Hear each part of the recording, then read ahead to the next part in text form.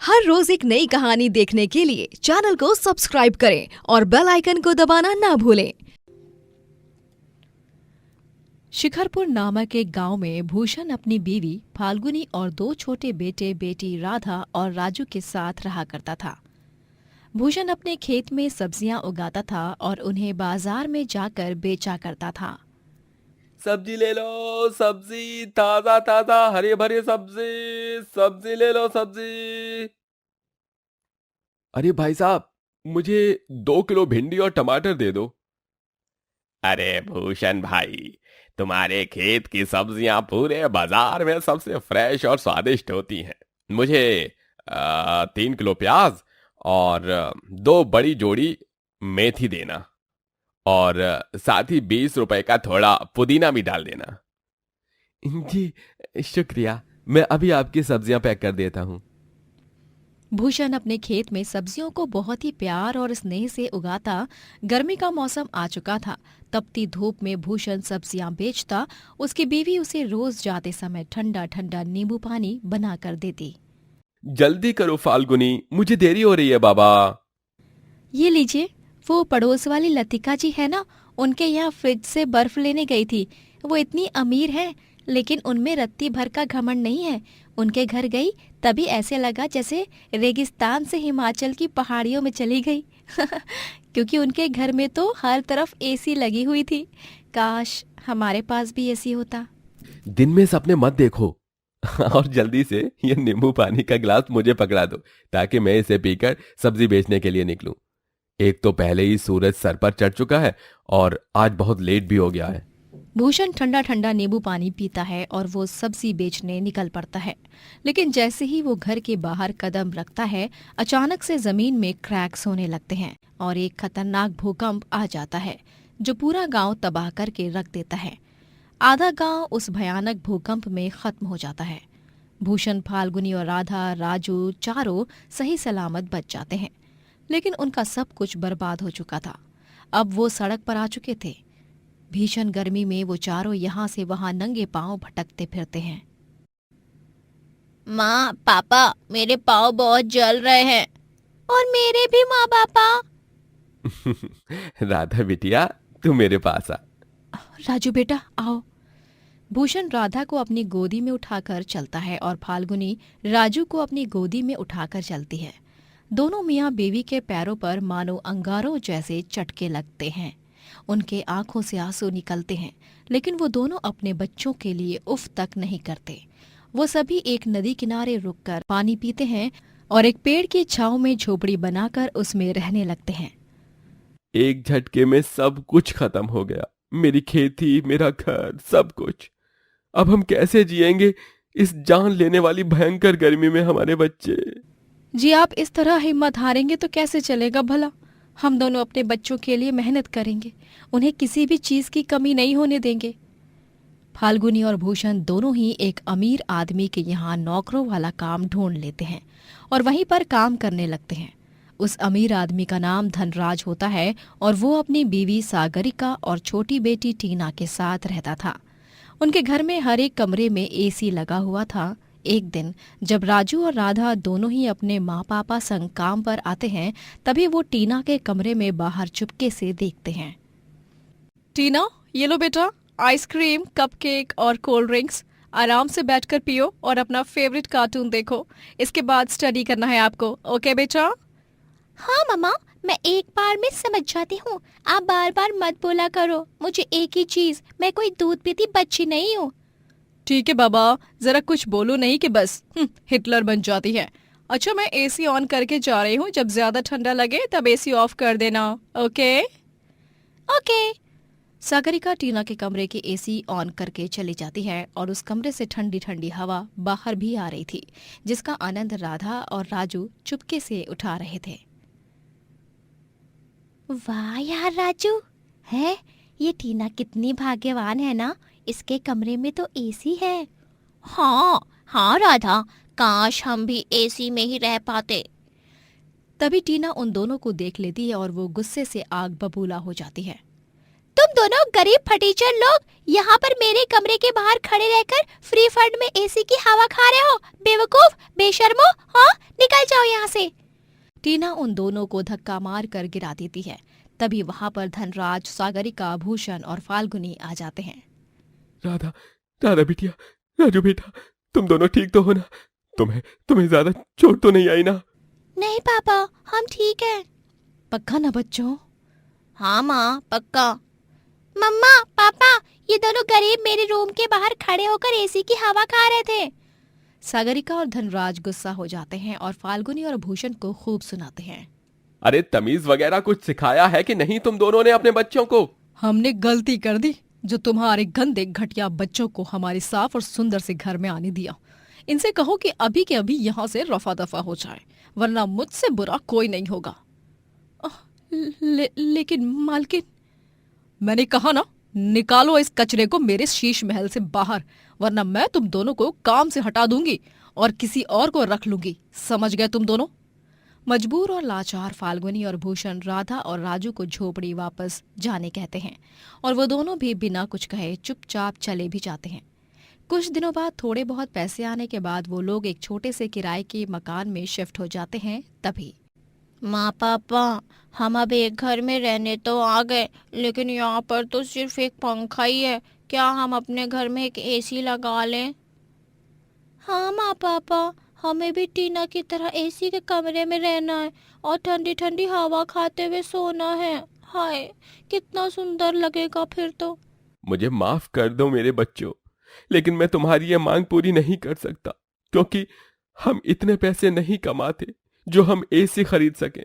माफ करना बच्चों, माफ करना।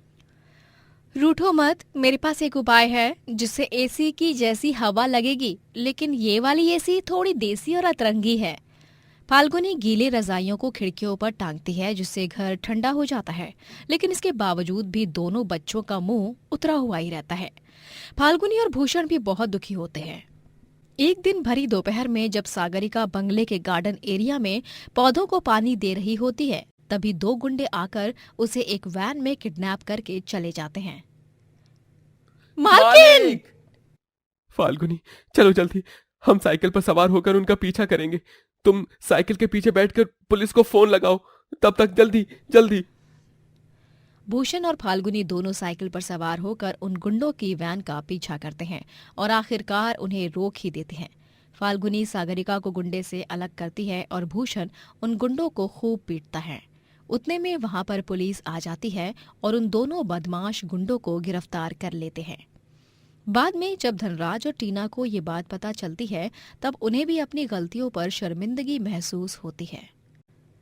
धन्यवाद भूषण, फाल्गुनी, मैंने तुम दोनों के साथ कभी अच्छा व्यवहार नहीं किया, लेकिन तुम दोनों ने फिर भी मेरी जान बचाई, अपनी जान जोखिम में डालकर। थैंक यू अंकल आंटी, मेरी मम्मी की जान बचाने के लिए। मेरी तरफ से आपको और राधा राजू को भी सॉरी। ये लो भूषण, मना मत करना। इन पैसों को हमारी तरफ से प्यार भरा नजराना समझना। हमें अपनी गलती का पश्चाताप हो चुका है। वो तीनों भूषण और फाल्गुनी से माफी मांगते हैं और भूषण और फाल्गुनी उन पैसों से अपने घर के लिए एसी खरीदते हैं और वो चारों एसी में रहकर बहुत खुश होते हैं। ये हमारे घर एसी आ गई, एसी आ गई। राधा और राजू तो खुशी के मारे झूमते नाचने लगते हैं। इस तरह वो लोग हंसी खुशी से एक साथ एक सुंदर सा जीवन बिताते हैं।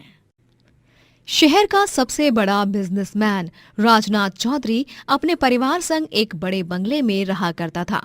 उसकी फैमिली में भी बूढ़ी माँ उपासना, पिता प्रेमचंद, दादी मधुबाला, बीवी अवंतिका, छोटा बेटा निकुंज और छोटी बेटी जूही होते हैं। राजनाथ की जान अपने परिवार में बसती है। वो एक बड़ा बिजनेसमैन होने के बावजूद एक सुपर शेफ भी होता है। वो बहुत ही अच्छा खाना बनाता और उसे कुकिंग में बहुत इंटरेस्ट भी होता।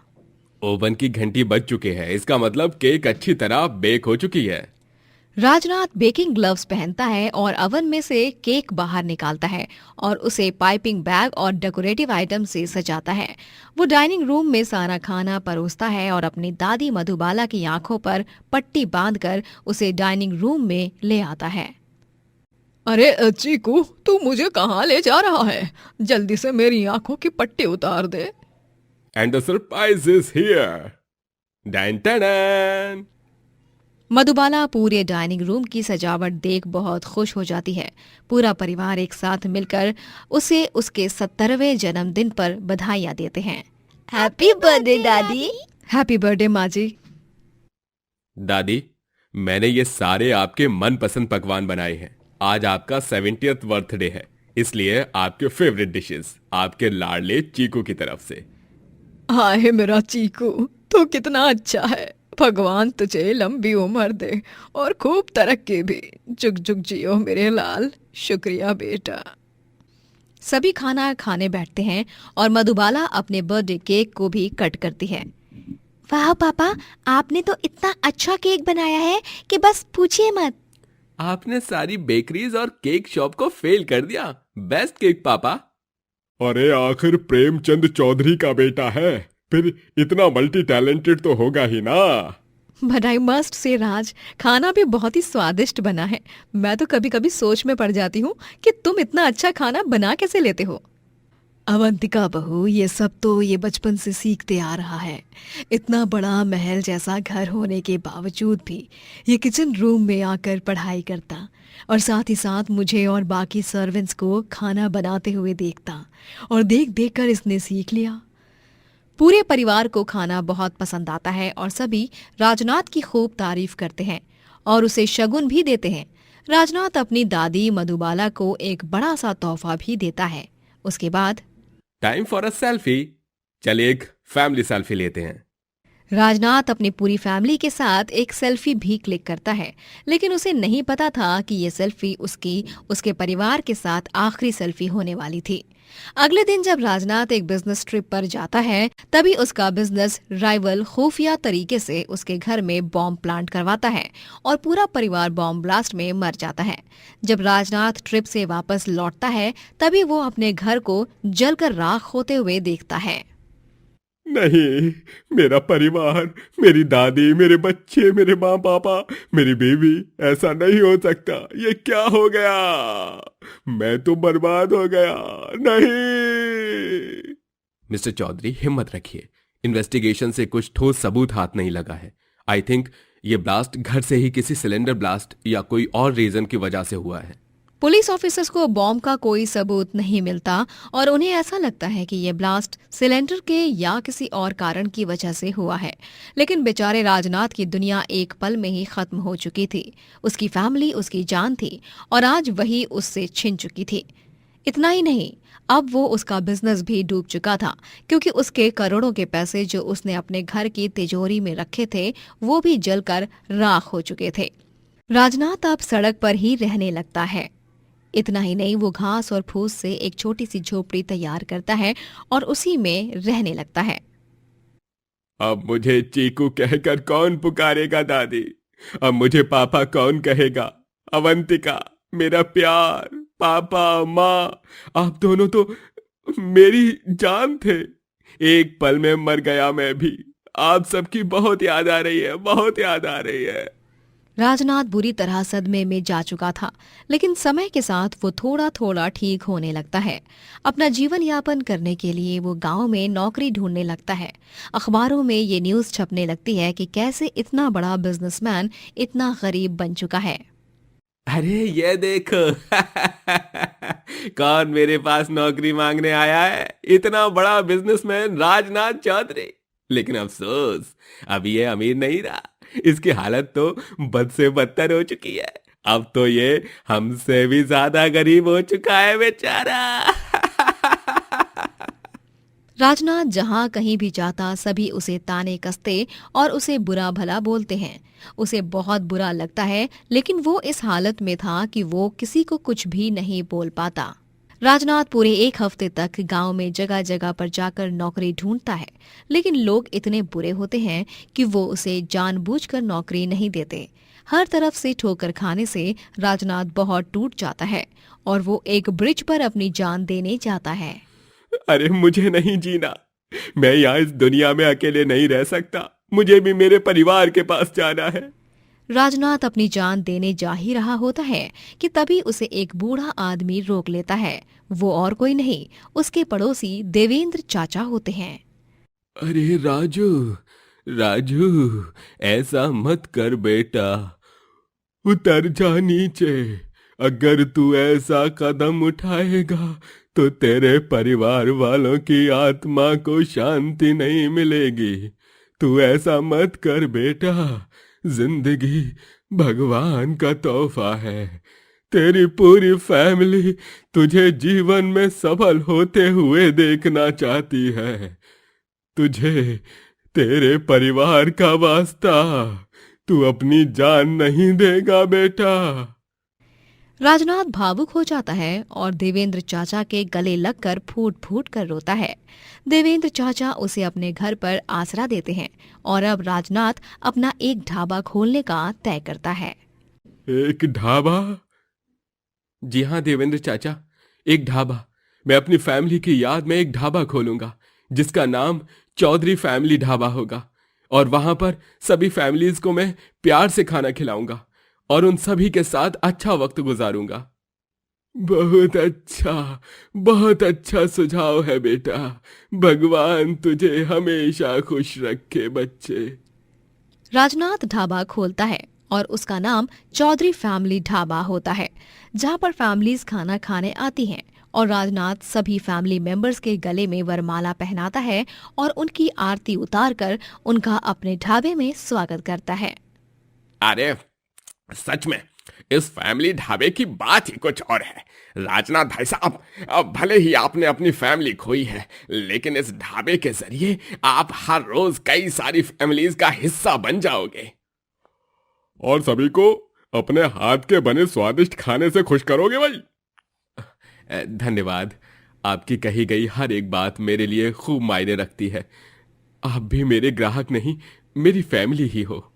राजनाथ ढाबे में अपनी फैमिली का फोटो फ्रेम लगाकर रखता है और वो रोजाना उन सबको याद करते हुए खाना बनाता है। धीरे धीरे पूरे गांव में राजनाथ का फैमिली ढाबा फेमस हो जाता है और वो ढेर सारे पैसे कमाने लगता है। और कुछ ही महीनों बाद वो एक बड़ा रेस्टोरेंट भी खोलता है, लेकिन हमेशा अपनी फैमिली को अपनी यादों में कायम रखता है। मैं आप सबको बहुत याद करता हूँ। आप लोगों के बिना इस दुनिया में जीना नहीं है। हर एक दिन, हर एक मिनट, हर एक सेकंड मेरे लिए मुश्किल से भी कई गुना ज्यादा मुश्किल है, लेकिन मैं हिम्मत नहीं हारूंगा। मैं जानता हूं दादी, जूही, निकुंज, माँ, पापा, अवंतिका, आप सब मेरे साथ ही हो हमेशा। I love you my family, miss you so much. Rajnath फिर से जीवन में भरपूर तरक्की करता है और इंडिया के सबसे ज्यादा रेस्टोरेंट चेन ओपन करने वाला पहला आदमी बन जाता है। दोस्तों, अगर आपको ये कहानी पसंद आई तो लाइक करें, शेयर करें और कमेंट करके बताएं कि कहानी में आपको सबसे अच्छा क्या लगा।